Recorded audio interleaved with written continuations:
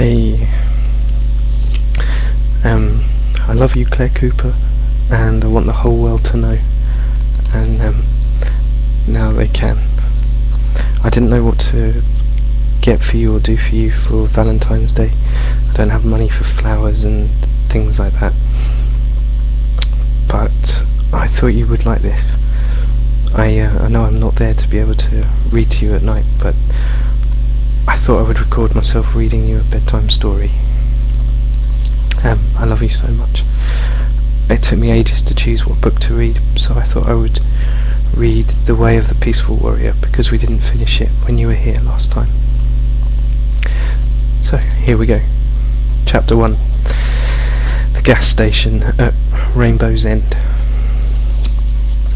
Life begins, I thought, as I waved goodbye to Mum and Dad and pulled away from the curb in my reliable old Valiant, its faded white body stuffed with the belongings I'd packed for my first year at college.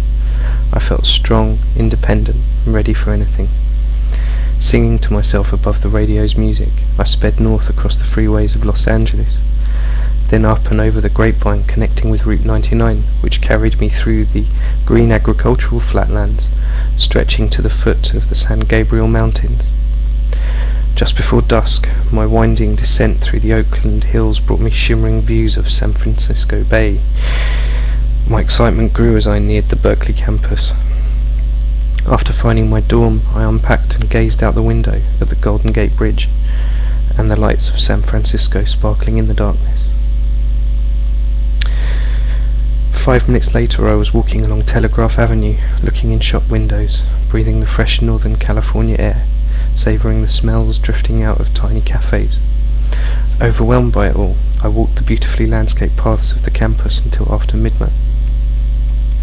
The next morning, immediately after breakfast, I walked down to Harmon Gymnasium, where I'd be training 6 days a week, 4 muscle-straining, somersaulting, sweaty hours each day, pursuing my dreams of becoming a champion. 2 days passed, and I was already drowning in a sea of people, papers and class schedules. Soon the months blended together, passing and changing softly, like the mild California seasons. In my classes I survived, in the gym I thrived. A friend once told me I was born to be an acrobat. I certainly looked the part, clean cut, short brown hair, a lean wiry body. I'd always had a penchant for daredevil stunts. Even as a child I enjoyed playing on the edge of fear.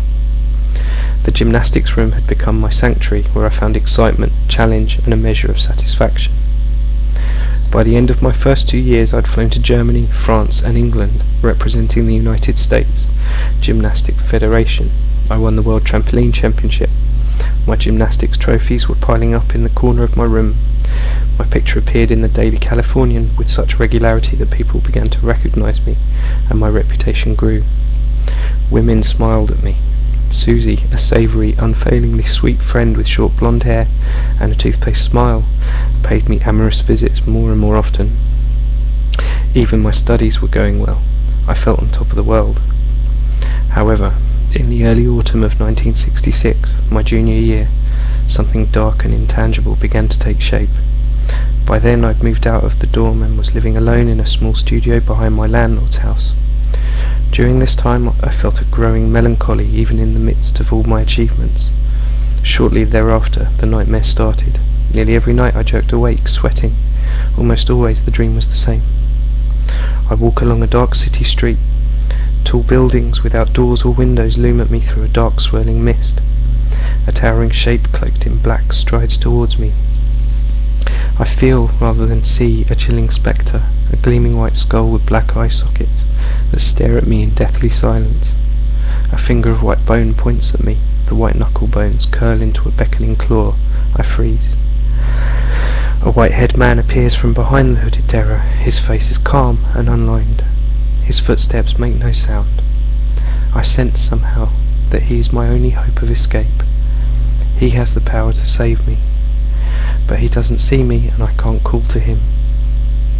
Mocking my fear, the black-hooded death whirls around to face the white-haired man, who laughs in his face. Stunned, I watch. Death furiously makes a grab for him. The next moment the spectre is hurtling towards me, as the old man seizes him by his cloak and tosses him into the air. Suddenly the Grim Reaper vanishes. The man with the shining white hair looks at me and holds out his hands in a gesture of welcome. I walk toward him, then directly into him, dissolving into his body. When I look down at myself, I see that I'm wearing a black robe. I raise my hands and see bleached, white, gnarled bones coming together in prayer. I'd awake with a gasp. One night early in December, I lay in bed listening to the howling and driving through a small crack in the window of my apartment. Sleepless, I got up and threw on my faded Levi's, a t-shirt, sneakers and down jacket, and walked out into the night. It was 3:05 a.m. I walked aimlessly, inhaling deeply the moist, chilly air, looking up into the starlit sky, listening for a rare sound in the silent streets. The cold made me hungry, so I headed for an all-night gas station to buy some cookies and a soft drink. Hands in my pockets, I hurried across campus, past sleeping houses. Before I came to the lights of the service station, it was a bright fluorescent oasis in a darkened wilderness of closed food joints, shops and movie theatres. I rounded the corner of the garage adjoining the station and nearly fell over a man sitting in the shadows, leaning his chair back against the red tile station wall. Startled, I retreated. He was wearing a red wool cap, grey corduroy pants, white socks and Japanese sandals. He seemed comfortable enough in a light windbreaker, though the wall thermometer by his head registered 38 degrees. Without looking up, he said in a strong, almost musical voice, "Sorry if I frightened you." "Oh, that's okay. Do you have any soda pop?"